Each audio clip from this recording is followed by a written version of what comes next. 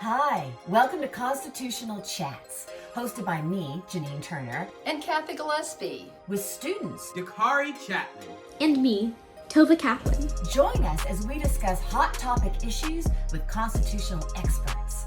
It's sponsored by Constituting America.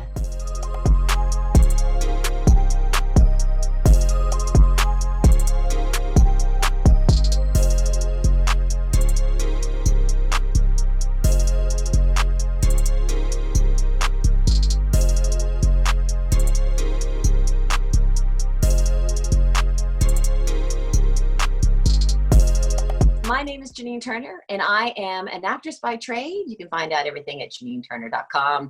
But I'm also, probably most importantly, founder and co-president of Constituting America. So welcome. I co-host this with three exceptional people, one of which is the co-president of Constituting America and my best friend, Cathy Gillespie. Cathy Gillespie is a very special person, and she has been she's been chosen to be one of the 16 private citizens on the U.S. Semi-Quincentennial Commission, helping organize the celebration of our country's 250th birthday in 2026. So we're very excited. Cathy's here. Hi, everybody. We're glad that you're here with us today. We're so excited about this show. And we also want to thank our sponsor for today, Mr. Chuck Cloudis, who is from Chattanooga, Tennessee. And Chuck says he is just a humble transport litigation specialist with 2 novels coming out in this next year. And we encourage everybody to watch the Constituting America auctions for Chuck's novels, because he's going to be donating those to our auction. And Chuck is just such a great supporter of Constituting America, and he is also a big fan of Senator Blackburn. So we definitely want to give our sponsor for today, Chuck Cloudis, a shout out. Tova Love Kaplan is 16 years old. She's one of our co-hosts. She lives in Chicago, Illinois, and she runs our National Youth Advisory Council. She's a 3-time winner of our We the Future contest, all on our website, constitutingamerica.org. And she is just passionate about educating and empowering young people to use their constitutional rights. Very brilliant young woman. Say hello to Tova Love Kaplan. Hi, everybody. Thank you for being here. So excited to dive into this topic. Dakare Chatman. Dakare Chatman is our National Youth Ambassador. He is also, well, he's 17, Tova's 16, and he's currently a full-time college student in South Carolina. He has won Constituting America's We the Future contest twice for a PSA and for a short film. He is just truly as brilliant as Tova. You'll be so excited when you hear them today, have future and hope for the future of our country. He's a working actor as well. He's been seen on HBO's The Righteous Gemstones and in Netflix Outer Banks. And he wishes to be an actor, but also a politician. But he believes, really, you have to be an actor to be a politician. Say hello, Dakare. Hello, folks. I'm so glad to be here, and I hope that you enjoy our show today. And it's Constitutional Chats, and our hot topic today is women's suffrage and new book, Camilla Can Vote. And our special guest, special Senator Marsha Blackburn and her daughter, Morgan Ketchel. And Cathy Gillespie wants the honor of introducing our 2 special, wonderful guests. Well, thank you, Janine. And Senator Blackburn and Mary Morgan, we are so happy to have you with us here this afternoon on the big day of the release of your new book. And first, I'd like to introduce Senator Blackburn. Senator Marsha Blackburn is the first woman elected to the U.S. Senate from Tennessee. Her public service is dedicated to promoting opportunities for women and making America a more prosperous place to live.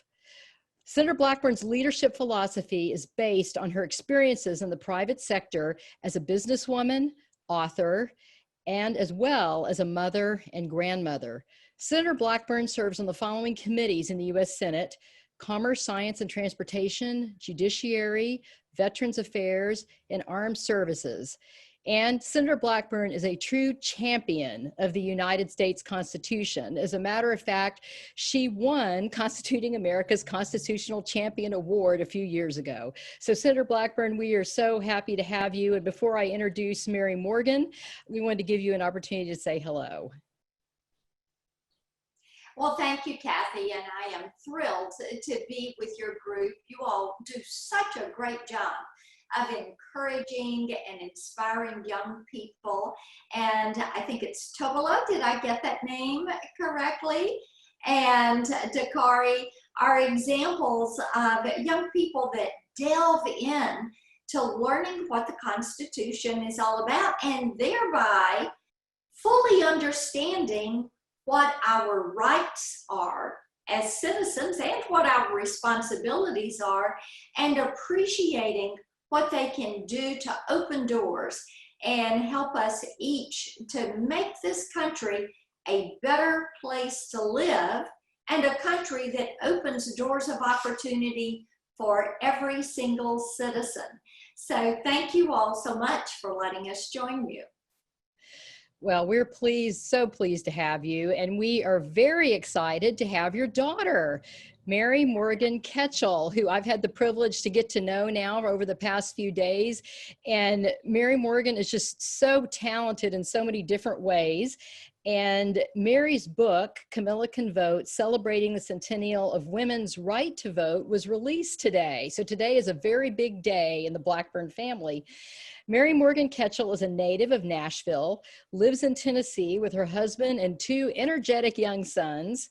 She graduated from University of Mississippi, worked in Washington, D.C., and attended George Washington University graduate program in event planning.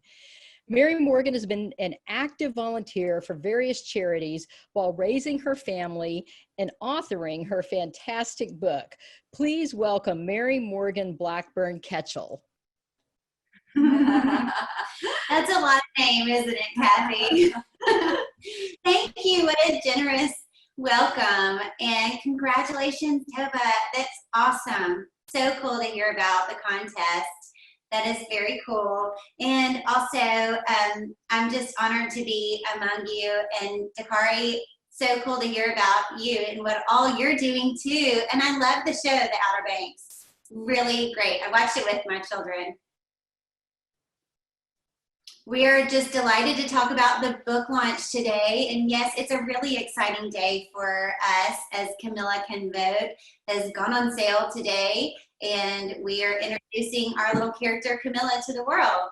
Well, that's so great. And we wanted to ask if y'all could start by just telling us how you got this idea to write this book.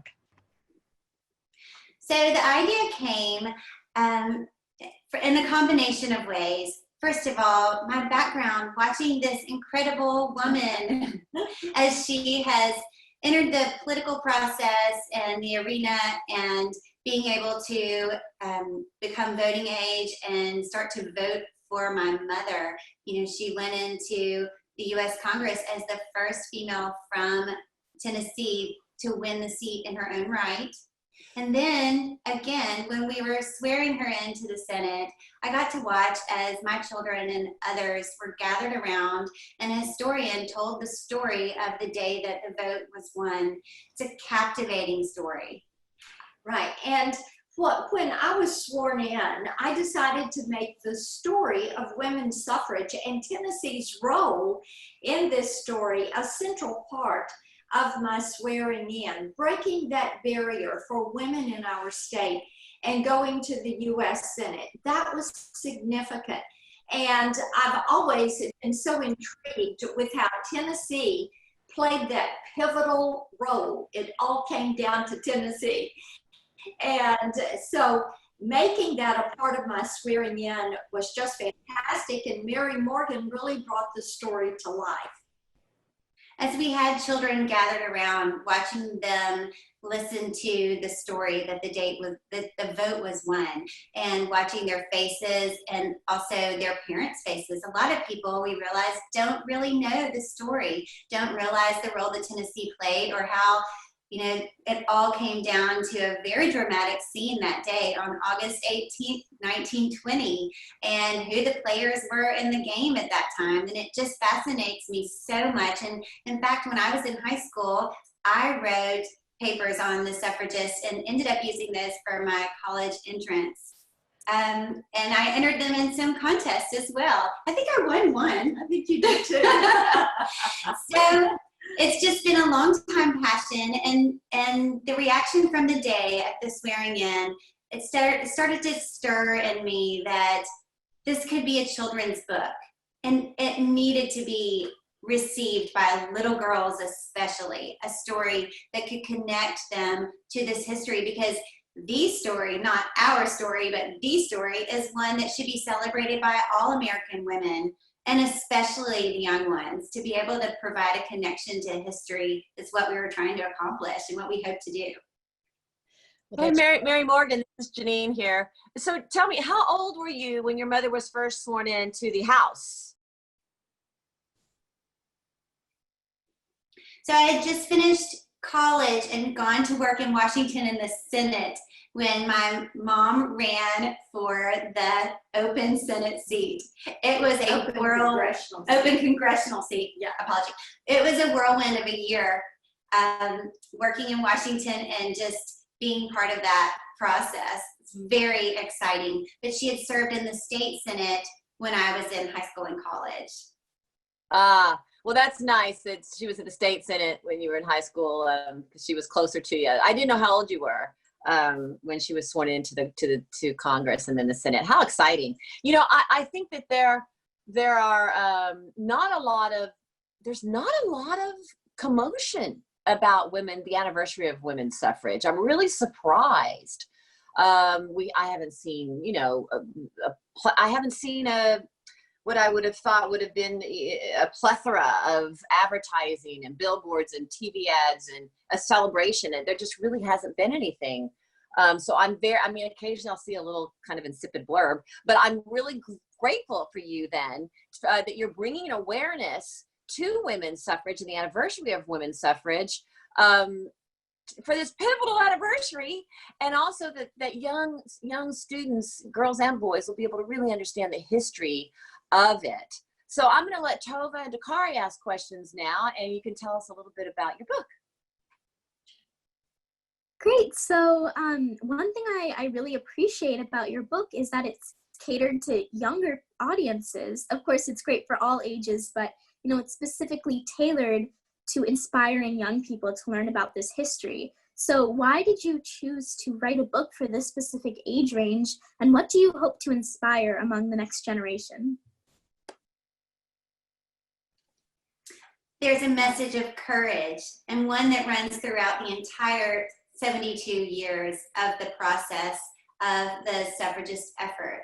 And we feel that's one that is so important to drive home with little girls and a young reader, especially a young woman, to understand that the process started with these trailblazing women, and to bring it home today to what that means to this young woman as a reader, and to the women that she knows in her life, and where those rights came from, and what they could mean for her one day, and what she might do with those.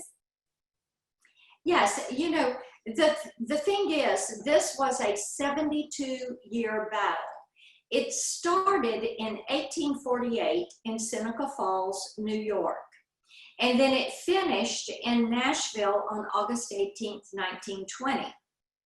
And when you think about that span of time, what we wanted to do, and what Mary Morgan really brought to life in the book, was getting children to think about this place in time, but also the length of time it took women to actually get that right to vote. They worked on this for 72 years. And when you think about it, the women like Susan B. Anthony, people that started this movement, did not live to see its completion. And this was a movement. There were suffrage clubs all across the country, and they would meet for tea in the afternoon. So grab that cup of tea, and what would they focus on?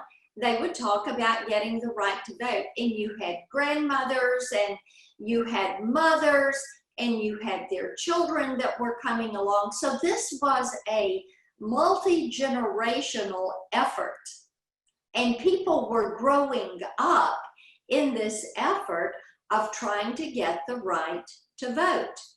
So this is why it was so appropriate to do it as a children's book that would inspire young girls to say, you know, if someone could hang with trying to push something across the finish line for 72 years, then surely I can work on this for 7 hours or 72 days or 72 minutes and get something completed. It is a way to inspire them to do things bigger than themselves and to invest in things more than themselves. And as Mary Morgan said, using the word courage, and how that was a very important word to the suffragists. I am so glad you said that, because in our instant gratification society, everyone wants everything right now. And that's where the Constitution is in danger, is that people just want to not even, they don't want to use the Constitution, because it's a slow, methodical process. And so I'm very, very glad that you have this message that things take time. Not that it should have taken 72 years, but things, you know, everything's not going to be overnight in this instant gratification. I think that's what we have, this immediate reactions that we have to things I think it's been very detrimental to our society and our mental health as a group of Americans, and certainly for the future of our republic. So thank you for this message. Dakare, would you like to ask a question? Yes, ma'am. Thank you, Senator Blackburn, for being here, and Morgan, or should I say Miss Ketchel, for being here as well. My question to you is, I actually saw that in your bio that you're a part of Junior League, and my mom is actually a part of the Junior League here in Charleston, and I've helped them do all kinds of things. And, you know, through seeing that your book's about women's suffrage, and, you know, being around all these women in my life, me as a male, I have learned definitely a lot about women, and basically, you know, what you guys have had to go through to get the rights that you have. And so my question is, do you hope that your book will not only inspire girls, but inspire young males to be educated about the women's right to vote, and to know what women had to go through to get to where they are today? Yes, Dakare, I'm so glad that you asked that, and props for doing things for your mom. That's great. Our Junior League here in Nashville was started in 1922, and many of our members were suffragists. So they were very active, and they had a part to play there. And I'm glad you said something as a young man to speak up, because yes, this character is a little girl, and we're talking a lot about women, but in fact, it was a young state legislator elected at 22, serving in 1920 at the age of 24, that received a letter from his suffragist mother, took his red rose off, red represented the anti, swapped it for a yellow rose, changed his vote, and changed history forever. His mother, Miss Bebb, wrote, "Be a good boy and help Miss Cat put the rat in ratification." And that letter drove it home for him, and he honored his mother and the effort of all those women, and changed his vote and did what he felt to be the right thing, and it changed the entire story. So it shows the power of one vote. It shows the power of the voice of a mother. It shows the power of women in this case, and of one young man as well, and the respect of his mother and the actions that he chose to take. So it's really exciting to think about young boys like mine reading this book as well, and getting that message too. And you know, Cathy, go ahead. I'm sorry. Yeah, I think I would just add to what Mary Morgan has said. And Dakare, it also shows the importance of one vote. Many times you will hear people say, well, one vote doesn't make a difference. But in the case of the 19th Amendment being ratified, it was a tie. There were as many antis or red rose wearers as there were yellow rose wearers, which were the pro-suffrage. And this one young man decided to listen to his mother's advice on this and took that red rose off, put on that yellow rose, changed his vote, and opened the right to vote to women, not just in his community or state, but in the entire country. And that is how the 72-year push came to an end. But when you look at that one vote and the importance of that, and then I also think it speaks to getting wise counsel and listening to people that you trust when you are making decisions. And so it's so important for people in public service to listen and to hear what people are saying and then to learn from that. Well, I just love that story. I'm so glad that y'all told it. It is just, it's amazing. And I think that every student in the United States should hear it. So it's just wonderful that it's in your book. I wanted to throw out just a fun question to the audience, because Senator Blackburn and I had talked a little bit before the Zoom started, and we had talked about a quiz question that we could ask to see if anybody in our audience knows, and the first person to put the correct answer in our Q&A, or maybe we'll even let the first two people to put it in the correct answer in our Q&A, we will send them a free book. And I think the quiz question that we had decided on was one I didn't know. I didn't know the 19th Amendment was named after someone. And it actually was. And if anybody in our audience could type in who the 19th Amendment was named after. We got one person has said Susan B. Anthony. Do we have anybody else that wants to try and answer real quick before we say what the correct answer is? Okay, well, we've got 3 Susan B. Anthonys. Oh, we've got 4 Susan B. Anthonys. Everybody's saying Susan B. Anthony. Okay, so that is the correct answer. And if you would, as all our people that answered Susan B. Anthony, if y'all want to put your addresses in the Q&A or email me afterwards, Cathy@constitutingamerica.org. That's Cathy with a C at constitutingamerica.org. We will get a book out to you, because Constituting America bought several of the books, and we're going to be giving them out to schools and to some of our supporters, and we're very excited to be spreading the word. So let's see. Let's go. Janine, do you want to go back to you? Well, no, let's see what Tova would like to ask. Right. So, well, first of all, this has been so educational. I didn't know that it was such a long 72-year process, and that really hits home because, we're celebrating the 100th anniversary, and if it was 72 years to fight for it, we really can't take it for granted. We've only had the right to vote for, I guess, 28 years longer than it took for us to get that right. So thank you. That really, makes me so much more appreciative of what we have in this country, and the women who fought for it. And I just wanted to ask a question, looking into the future. Even though women have had the right to vote for 100 years, women, unfortunately, in politics are still lacking in key positions of leadership.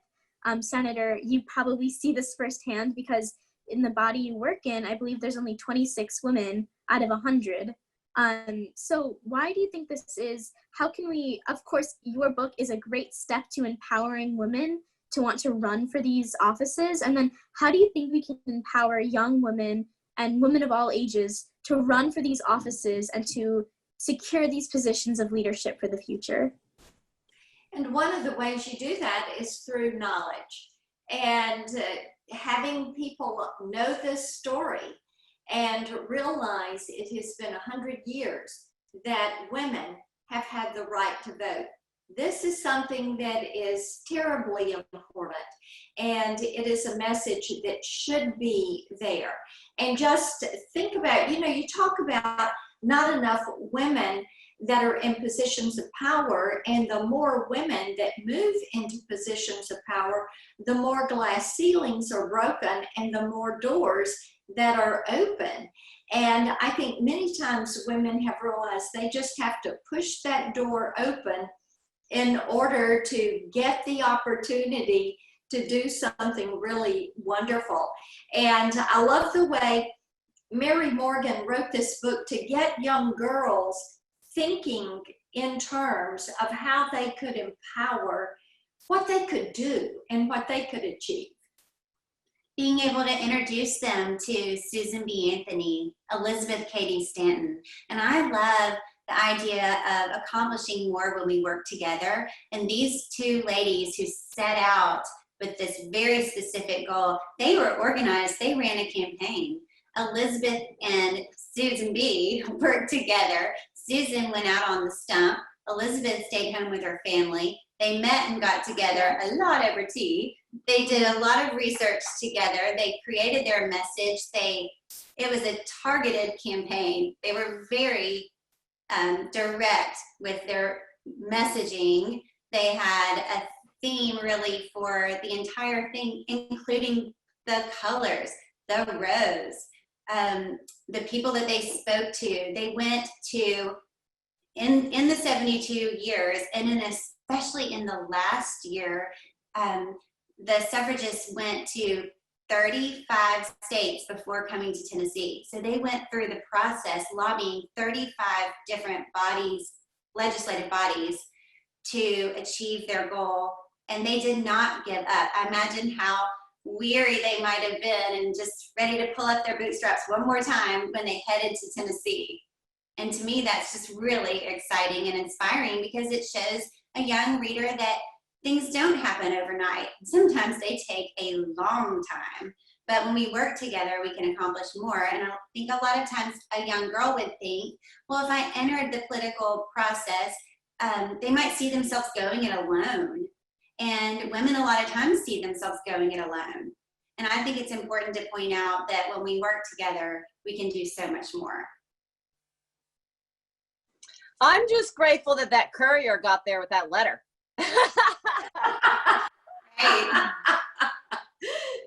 We are also. I know, when you think about back in those days, it did take a little bit. I mean, I feel like he got it just in the nick of time, ran in holding it above his head. I can see the whole scene playing out. And that's what, Yeah.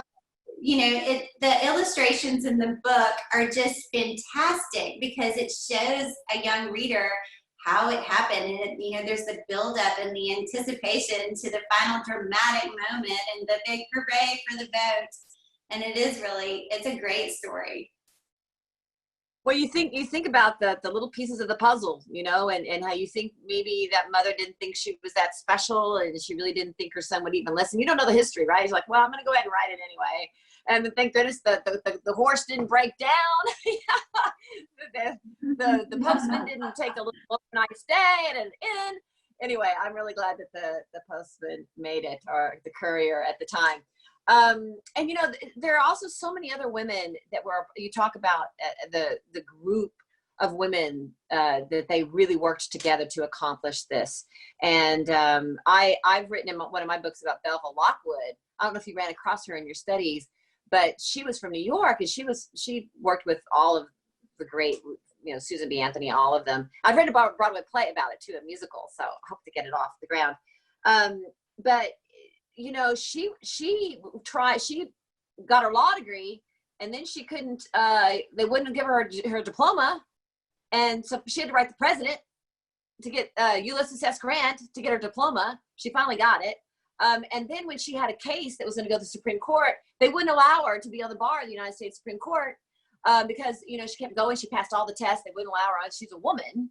And she had to fight for 5 years through Congress, through the House and the Senate, and get sponsors, because she finally thought, well, fine, the Supreme Court says there needs to be precedent, but there's never going to be any precedent because they're never going to allow a woman.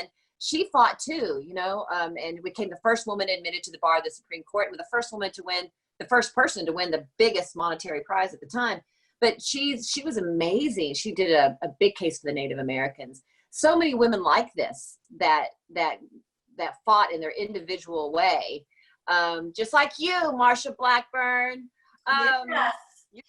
You know, and Janine, one of the things that we are hopeful that the Suffrage Centennial Commission can do as we go through this time when people in communities are turning to look at who are the female first. Who was the first business owner, female business owner, first principal, the first one to try a case in the local court, in the state court?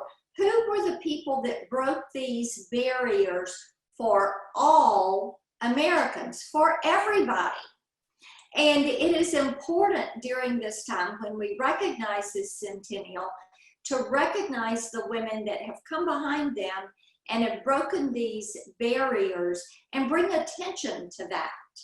It was 1920. It was the 20th century before women had the right to cast that ballot. A very, very, very long time. I know Jeanette has a fun story. Jeanette Kradek is our Director of Operations. Jeanette, if you'd like to ask a question about the book, Camilla Can Vote, but also very quickly tell your fun story. My fun story is my great-grandmother was from England, and she was a suffragette. And she came over here and carried on her volunteer work in Philadelphia.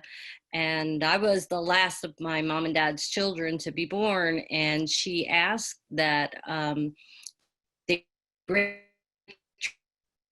with all the or another female. She asked that I be named for a member of that was female. And my mother was appalled at the idea, but she really liked the name, so she said okay. So as my sister likes to say, it explains a lot. But I've been a big fan of the suffragette movement and Jeanette Rankin and Alice Paul and Katie Stanton, and I pre-ordered your book. I can't wait to give it to my niece, and I'm so happy to have you here and just thrilled to share your story with all the girls that I run into through my personal life and through Constituting America. Again, thank you. I'm excited to read it. Thank you. And of course, Jeanette Rankin was the first woman to serve in the U.S. House. Yes. And she ran for Senate. She did run, but she didn't win. She knew she couldn't, she knew she wasn't going to win that seat, but she served 2 terms and went on her whole life as an activist. Yes.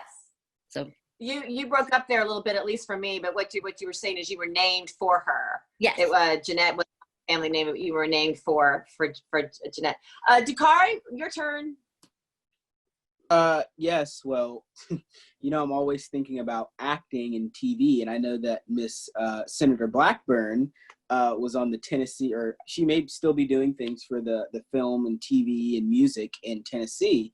And I was thinking, we do not have enough movies and films that are about women and women's suffrage. So I am deciding in my head that some producer or writer needs to create some movie about women and women's suffrage. And I think Janine should be the star of the movie. That sounds like a great idea. It really does. And indeed, there are so many wonderful stories when you go all the way back through our nation's founding and look at the women that were involved in the Revolutionary War. Look at Abigail Adams' admonition to her husband when she said, "Don't forget the ladies." And some like to say she was the first suffragist because she really admonished her husband in that regard. So our nation is so fortunate that we have women who have been such protectors of freedom and freedom's cause.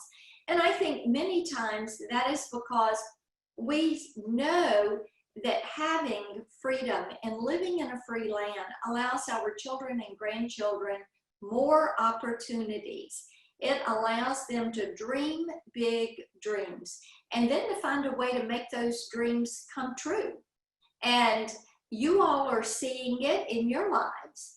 And it's fun for us to watch Mary Morgan, and she created this character. She took the facts around something that happened in our nation's history, and she created this character, Camilla, and then she brings her to life on these pages so that other children can think, I probably could do something significant also.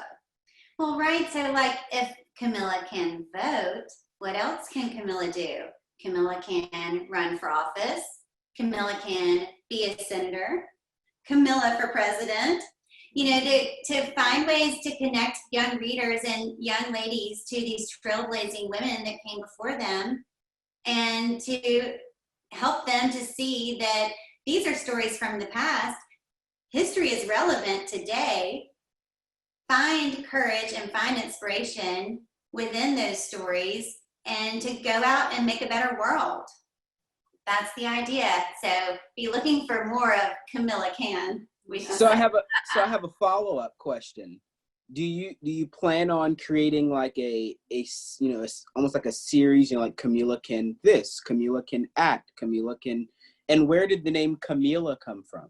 Oh, that's a good one. So Dakare, I have 2 boys. Camilla was my girl name, or is my girl name. And if I had to name a character, there she was going to be, Camilla. But I also love how it's Camilla Can, the C. And yes, Camilla can do this and that. Camilla can be inspired by women throughout history. And I think you'll see more of Camilla Can for sure. Definitely a series idea. That is exciting and something to look forward to. And Mary Morgan, you and I had spoken that there might be a passage from the book that you could read, just to give our listeners and the people in our audience a little taste of what the book is like. Do you have a favorite passage in the book that you would want to read? Oh my goodness, so many favorites. As the book wraps up,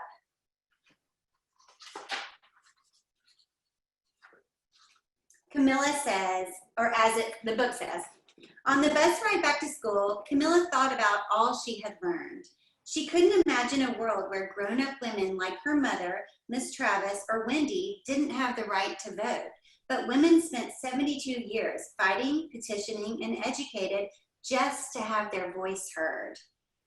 She was so grateful for the work of those brave, dedicated, and determined women. And I think this just shows what, she had this moment where, Camilla went to the museum on her class trip. She was so enthralled by the suffragist exhibit that her imagination took her to the place where she could see all of this from a bird's eye view and gain the perspective of history through the eyes of a precocious child. And I think that what that passage symbolizes to me is what can be gleaned from just education and knowledge and a little exposure to history and to what was. And I love that it's like Camilla's little wrap up in her mind. I think it is great because it's like, I'm going, where's she going next? What's she going to do? That's a great way to leave it, for sure. One of our viewers is asking about 1848. Speaking of history, Michael Amowitz says he never knew about 1848 and would love to hear a little bit more about the circumstances surrounding that gathering. That was the Seneca Falls Convention, and Susan B. Anthony was an abolitionist and was a friend of Frederick Douglass. And so the meeting was the Seneca Falls Convention, and that is where the movement really began to gain steam. And people began to say, you know what, I think we could do this. And as we all know, that many times is the genesis of something really getting going. When a small group of people come together and say, there is a spark of energy here. And if we work together, we can probably make this happen. And Mary Morgan mentioned doing things as a team. And in our family, we use team as an acronym. Together, everyone achieves more. And that is so vitally important to remember. And so the Seneca Falls meeting is really what kind of breathed life into the movement working for suffrage. It also got younger groups inspired to join the effort. They reached out to the college women at that time, and they were able to get the message out there and get them working for them. It expanded their effort in so many ways. Well, that sounds like they had a lot of vision then, because they needed the younger ones involved early since it was going to take so long. That's very interesting. Well, let me toss it back over to Tova, speaking of our young people, because we are just so blessed to have Tova and Dakare on this panel, and we want to make sure that y'all get all your questions in. Tova? Well, thank you, Cathy. This has been so interesting, and thank you so much for writing this book. I know so many young girls that I would just be so excited to send this to. It's so important to inspire the next generation. So I was wondering if you could walk us through the research process of this book. How did you find the information to write this book? And what did you learn? What unexpected discoveries did you make along the way that you didn't know at the start of the process? I talked a little bit about how much I love the relationship between Susan B. Anthony and Katie Stanton. Just looking a little bit, I'm a relational person, and looking a little bit closer into how they operated, that was a really interesting find. I already mentioned it to you, but just to kind of read more about how they did it. I mean, they did all this research together. They would meet at the Stantons. She had all these children and she wanted to stay home, and then she would send Susan out on the stump and she would go and give her speeches all over.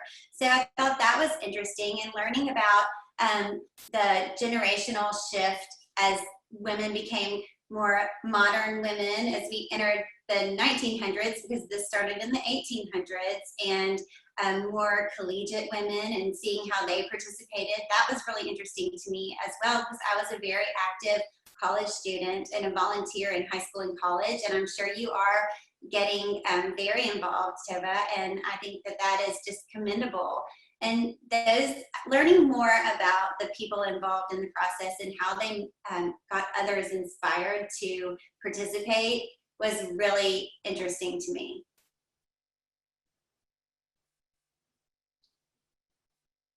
Dakare, do you have a question? Yes. So, I know that, you're a part of Junior League, and, I'm sure your mom probably is a part of so many women's societies or things such as on that nature. But there are a lot of societies that are like for women. And how do you hope to promote, these societies like Junior League? And I'm sure there's so many. In Charleston, we have so many women's societies that I can't name them all. But how do you hope to promote that? Dakare, I think it's more about just opening doors and getting people to think about the skills that they have and how they can use their skill set. God gives every single one of us different gifts, and we should seek opportunities to use those gifts. And especially young people. I mean, my goodness, talking to you all, and you're interested in the Constitution, you're acting, you're involved in other activities, and this is a time to explore and to say, where are these open doors, and where can I use my gifts to make certain that freedom prevails? Ronald Reagan had a great little saying. He would always say that you do not pass freedom along in the bloodstream. Every single generation has to fight for it in order to keep it strong. And that is something that we all need to remember. And educating ourselves, helping to educate young people, encouraging people to be thoughtful, and then to do something that is bigger than themselves.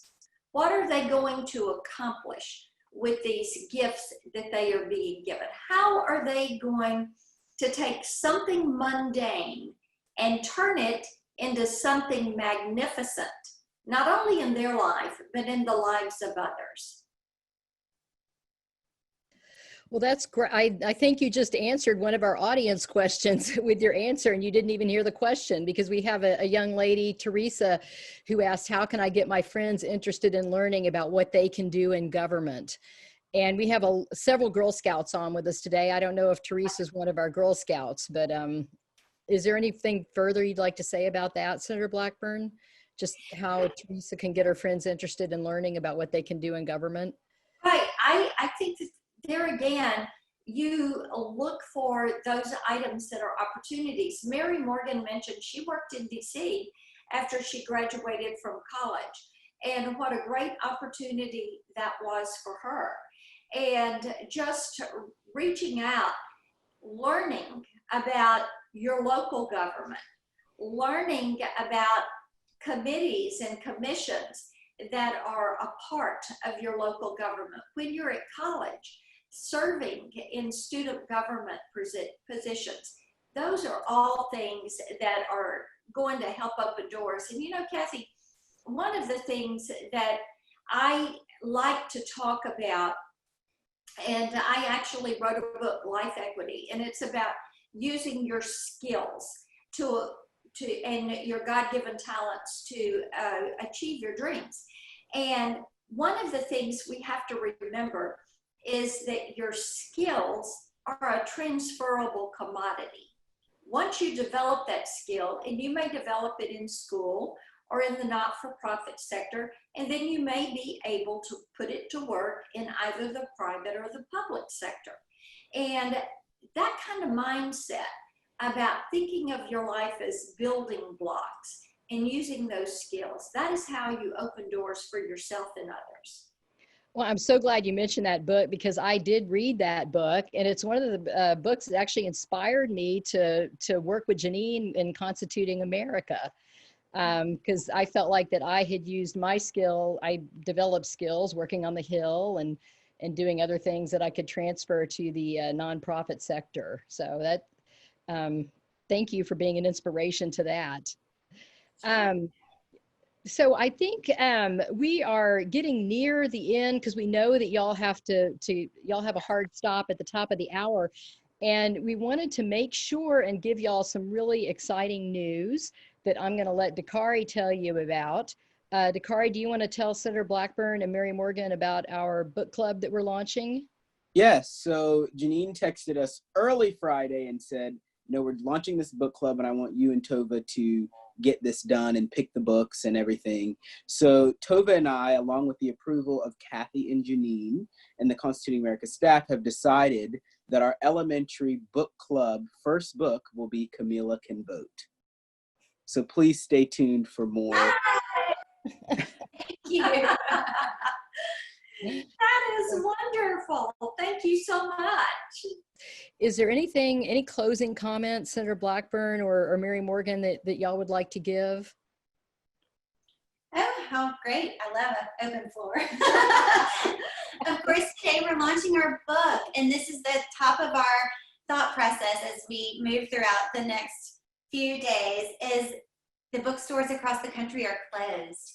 We are doing an all virtual effort to get this book into as many of the young readers' hands as we possibly can.